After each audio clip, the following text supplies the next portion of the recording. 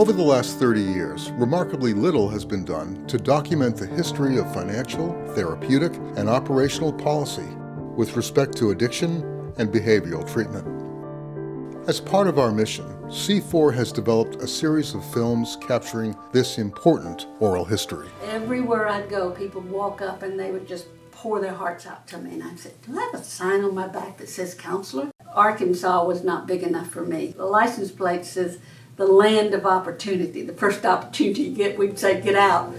And I knew that there was a world out there and I wanted to go see it. Mary E. Bellafatto has worked in the mental health field for over 40 years and brings her years of training and experience in the field of addictions, eating disorders, and pastoral counseling into the brokenness of relationships. Mary has brought her work in reconciliation and trauma healing to Rwanda, East Congo, Burundi, Uganda, the Sudan, and the Far East. She's known for bringing a deep sense of spirituality to her work and a great sense of fun. Mary Bellafatto has worked at one of the top 10 addictions treatment centers in the nation as clinical director and director of national training and aftercare. Mary's the psychodrama trainer at Onsite in Cumberland Furnace, Tennessee. She maintains her practice in Naples, Florida.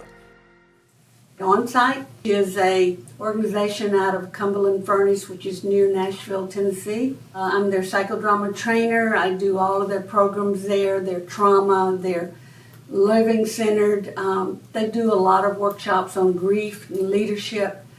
And it started out of the need to work with people in the industry who are coping with their own trauma and dealing with keeping them healthy as they help others. I am a psychodramatist and have been for over 20 years, and I do trainings in psychodrama, and I specialize in trauma because years ago, as I began to work with addictions, I realized that every person I was working with had some level of trauma, and I really wanted to be able to start getting to the heart of the issue and helping people resolve their traumas and moving on with life.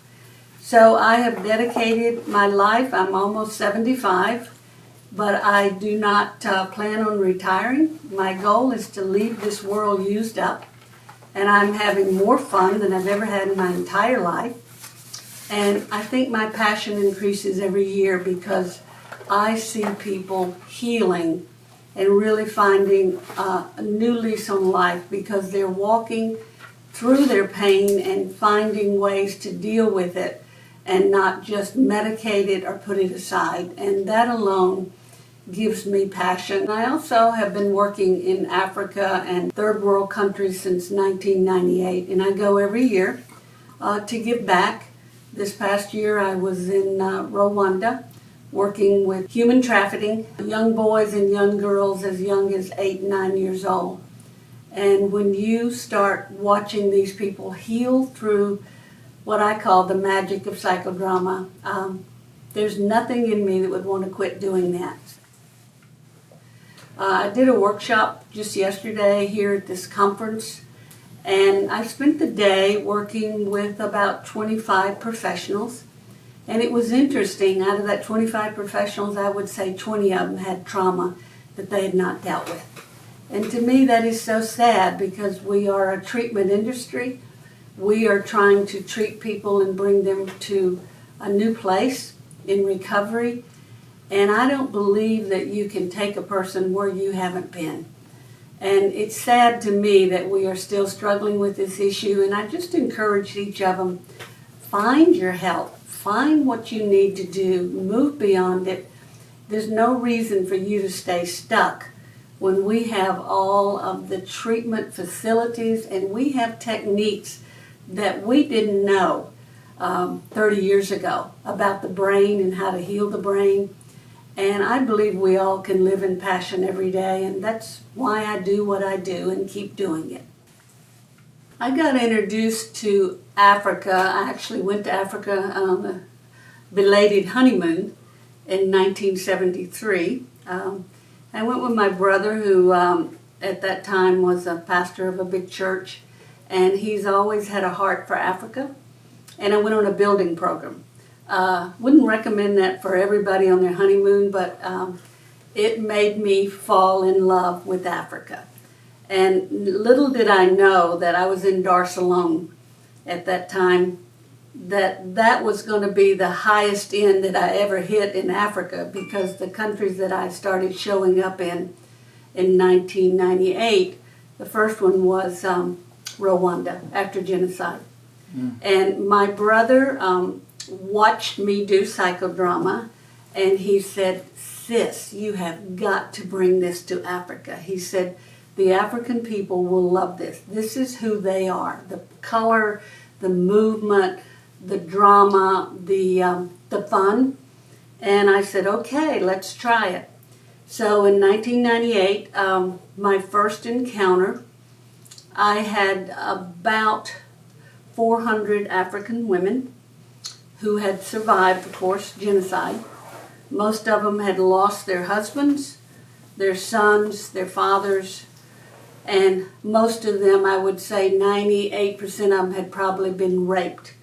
And in Africa, if you have been raped, you don't talk about it, because if you do, you will be ostracized from the community and from your family.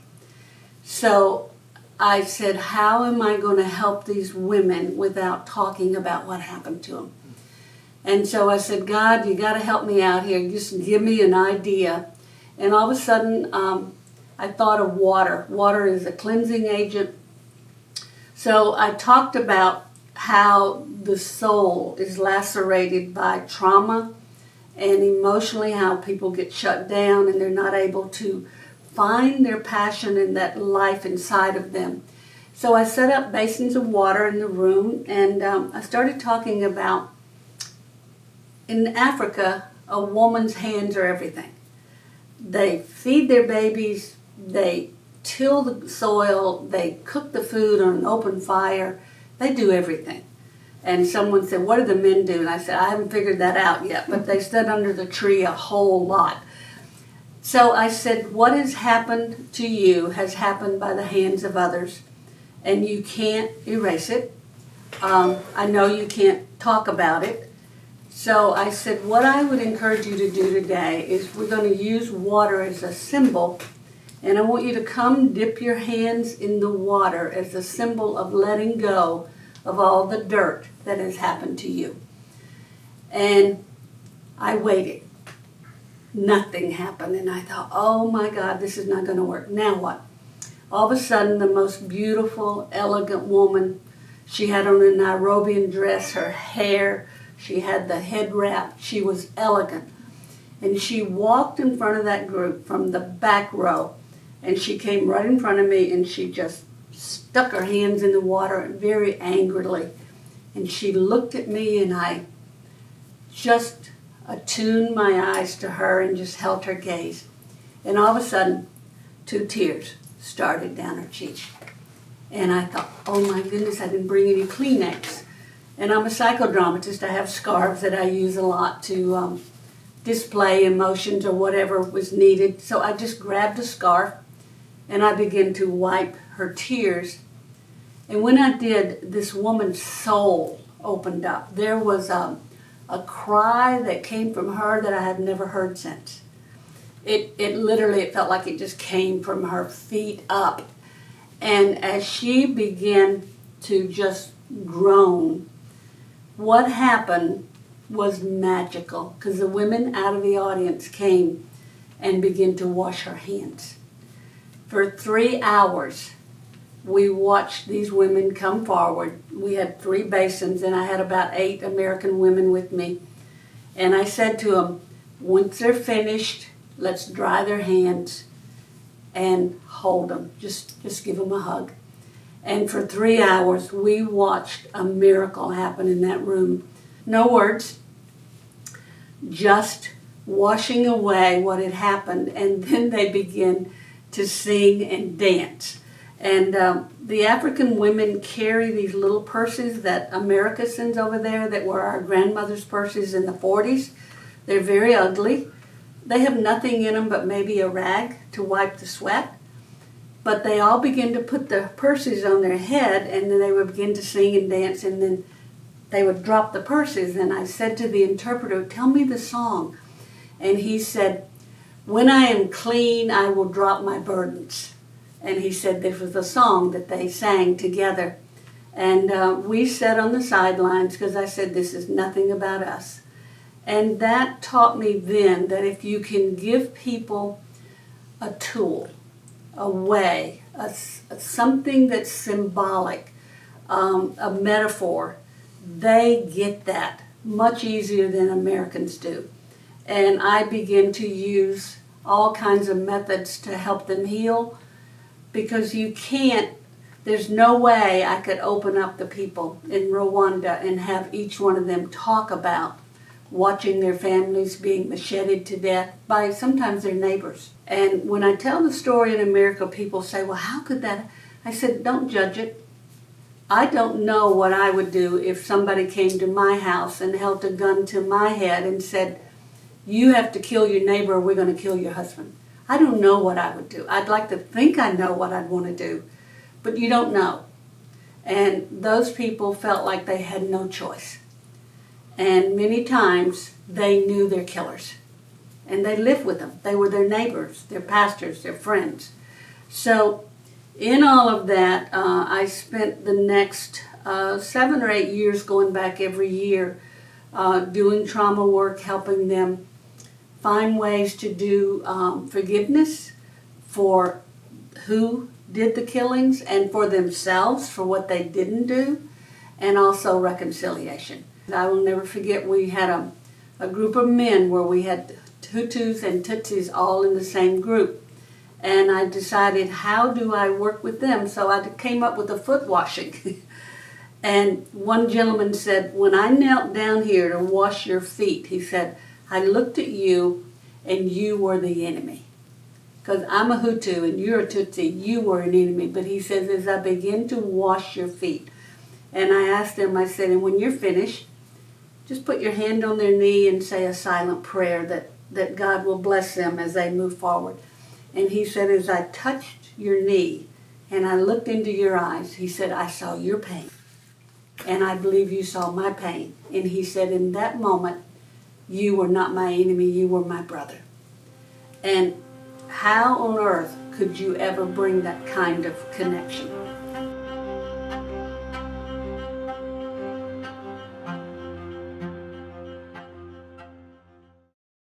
I probably think out of the box a little bit because I'm willing to take risks, because I believe ultimately there are 3 things that every human being wants and needs desperately. Can you see me? And I don't mean how old you are, what the size of your body, what the gender, but can you look beyond and see my soul? And can you hear me? Not what you think I'm saying, but can you really hear what I'm screaming and not uttering a word? And the last one, can you approve of me? So that's my philosophy of treatment, that I believe every client that sits in front of me and every human being that I work with, my goal is to see them, hear them, and find something that I can approve of, because the people who need to be seen don't show up. The people who need to be heard often don't speak. And the people who need our approval the most are making sure that they don't get it because of the way they're acting out. If therapists can look beyond and forget all the techniques and forget themselves, because often they're more concerned about what they're saying, and I said, it's not about you. And I think that's a sadness I see in the therapy world today, is that people feel like, okay, I'm so-and-so, I have this title, I've got these credentials, and we all have titles and credentials. They don't mean a whole lot. Sometimes the more credentials you have just means it's obvious of our insecurity. So if you forget that and go in and say, as one human being, I can attune to you, I can connect with you in such a way that I can help you for just a moment step over into secure attachment. And that's absolutely what heals us. When we no longer feel abandoned, we don't feel inadequate, at that moment we feel enough. When I was in high school, I remember sitting down with a guidance counselor because I had two things I wanted to do. I wanted to be a physician and wanted to be a counselor. And my guidance counselor said, oh, you don't want to go toward counseling. You need to really go toward the medical. So, University of Arkansas, my undergraduate was pre-med. And I applied and went and talked to all these schools, and every school, this was in the 60s, and they said, you don't want to come to med school because women come here to find a husband. And you're going to take a place of somebody. Now, those would have been suable cases, but at that time, that was reality. And my family did not have resources, so I knew I'd be working my way through med school like I did college. And I thought, well, maybe this is not what I want to do. So I kept fooling around with that for a few years and ended up getting accepted into pharmacy school. And I had a sister that died that last year of college, and because of her death, I decided I would take a trip to visit my brother in Maine. And when I went to Maine, I got a part-time job in a hospital and just got turned on. I was working with a pathologist, and he said, come on, help me do autopsies. And it's like all of a sudden the books became live, and I said, I don't want to go to pharmacy school. I don't want to put pills over a counter. So, and I think, again, that was God's intervention in my life, and I stayed on and had a wonderful job working for a company out of New York for about 10 years where we installed medical equipment. Everywhere I'd go, people would walk up and they would just pour their hearts out to me. And I said, do I have a sign on my back that says counselor? And I realized, yeah, I did. And, you know, I remembered when I was 8 years old, and I had a sister that was 3 years older than I, and she was 11, and we were standing, I was born and raised in Arkansas, under a big old oak tree on a hot summer day, and I looked up at the sky, and I saw this jet with a jet stream behind it, and I said, you know, when I get big, I said, I'm gonna fly in those all over the world, and I'm gonna talk to people. And she looked at me, she says, you're not either, you haven't even seen one of those. I said, yeah, I am. And she died about 3 years ago, and we recounted that conversation. She said, sis, I remember you saying that to me and thinking, are you nuts? And I said, I really believe that I had a sense that Arkansas was not big enough for me. And we used to laugh as kids because Arkansas, the license plate says the land of opportunity. The first opportunity you get, we'd say, get out. There's a longing to do more. I went back to school and got my master's and have never looked back. Became a psychodramatist. I've got about 14 years of training in psychodrama, and it's a method that fits my personality. And I add a lot of other techniques with it. I've just started brain spotting. I'm signing up for my second training in brain spotting. So many of these other methods work so well with psychodrama. And I think as we continue to go forward with all the new learnings and availabilities and methods to heal trauma, why wouldn't we learn them? And I challenge people. I had several people in my group yesterday in their 70s, and they're saying, well, we're kind of partially retired, but we still have a longing. I said, why quit? Go challenge yourself. Learn something new. Because I think what happens is people just get used to sitting in a chair, taking notes, taking money, and I'll see you next week. And I tell them, quit playing at therapy. Get in and do it. If you're not seeing people change, then I'll tell my clients, if you're not getting better, you need to find a new therapist. And when people come to me and say, I've had a therapist for 10 years, and I say, oh my goodness, you've helped them buy a house or a boat or a car, but what's happened to you? Well, I don't have as many anxiety attacks, but I still having them, and I'm still doing. I say, find a new therapist, because I believe that it either works or it doesn't. Healing is possible, and that we can move on beyond our past, no matter what it is. Because I have helped people uncover some horrendous stories. And every human being has a story. And that's what I tell people. Tell your story. Yesterday, I had people tell their stories in complete silence. No words, looking in each other's eyes. And it was unbelievable what happened in that group.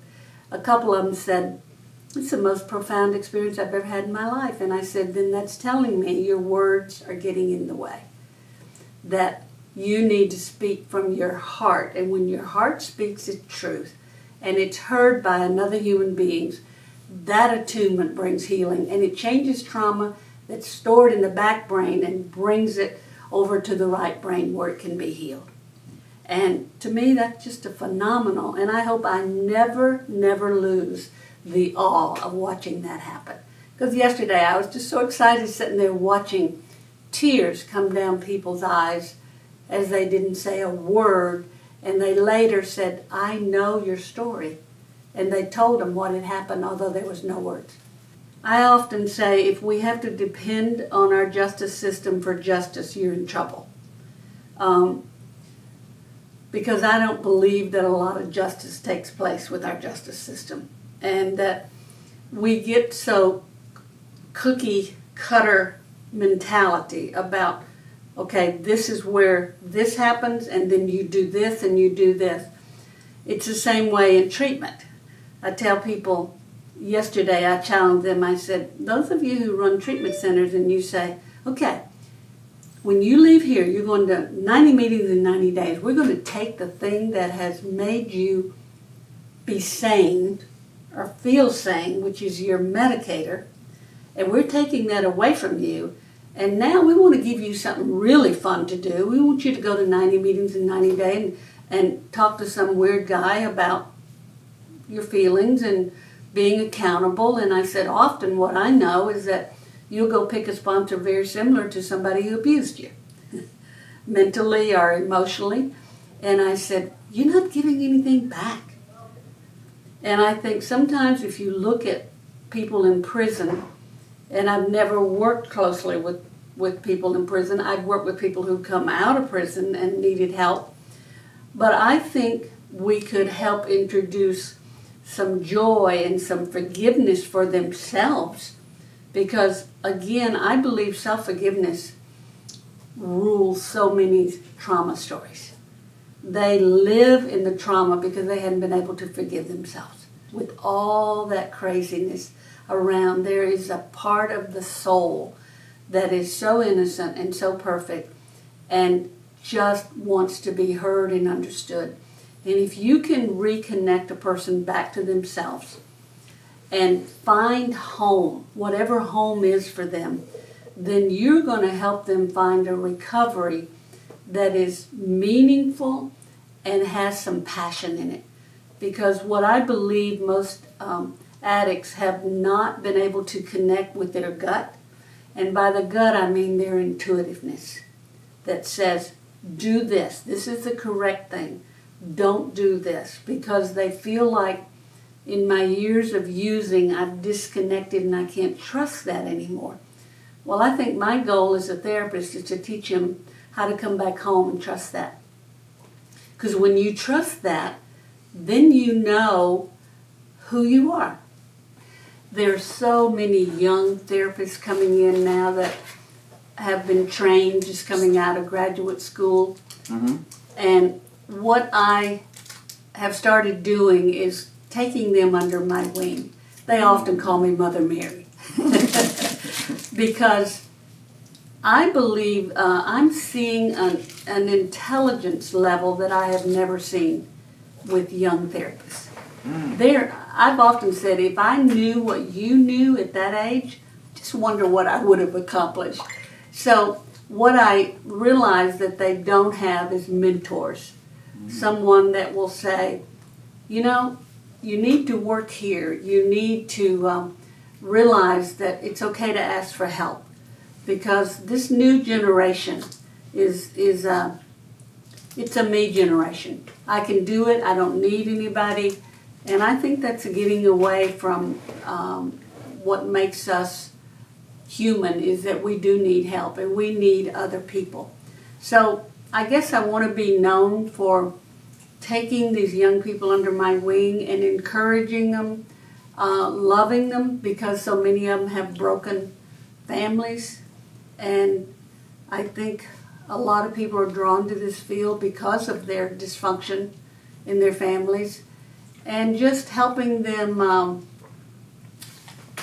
be loved and esteemed, and just encouragement, because I really, really enjoy saying to somebody, man, you just blew that out of the water. And sometimes they will shadow me in a group, and I just back up and let them lead, and sit down with them later and say, you did a great job here, you could make some improvement here. And I would have loved to have had that in my life, and I never had it. I just learned the hard way. And I had a lot of really lousy bosses. I knew what a lousy boss looked like, but I didn't know what a really good one looked like. So I think that's the legacy that I would like to leave. And what I love about Onsite is the owner, Miles Adcock, has said to me, I will help you, whatever you need for your legacy, I want to be a part of it. And I will give you room to be it. And I don't know many young men, and he is my mentor at 40-something. When I watch him lead, I thought, what an incredible leader. And I want to lead the same way.